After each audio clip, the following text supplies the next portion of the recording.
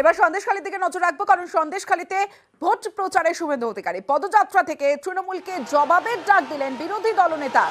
24-এর ভোটে বিজেপির ইস্যু সন্দেশখালী, আর সন্দেশখালীতে আজ পদযাত্রা করেন, সরবেরিয়ায় পদযাত্রা করেন বিরোধী দলনেতা শুভেন্দু অধিকারী দলীয় কর্মী সমর্থকদের সঙ্গে নিয়ে। আর সেখান থেকে পদযাত্রা থেকে তৃণমূলকে জবাবের ডাক দিয়েছেন বিরোধী দলনেতা শুভেন্দু অধিকারী। সন্দেশখালী বাংলার নির্বাচনে বড় ইস্যু।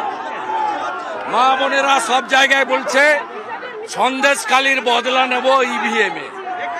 সন্দেশখালী 1 নম্বর ইস্যু। 11 নির্বাচনে যদি নন্দীগ্রাম 1 নম্বর ইস্যু হয়ে থাকে, 24-এর নির্বাচনে এবং পরের বিধানসভাতে সন্দেশখালী 1 নম্বর ইস্যু থাকবে।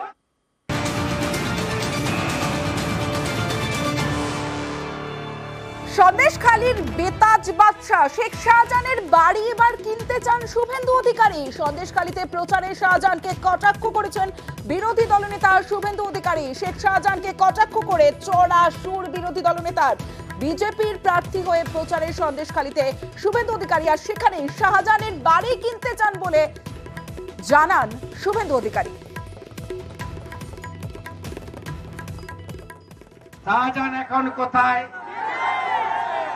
কোনদিন বেরোতে পারবে না, লিখে রেখে দেন। ও চ্যাপ্টারটা ক্লোজ। কিভাবে কার্বলিক অ্যাসিড দিয়ে বিষাক্ত সাপকে তাড়াতে হয় এটা গণতন্ত্রে জনগণ জানে। আরো তো বাকি আছে। ওর বাড়িটা অ্যাটাচ করেছে ইডি।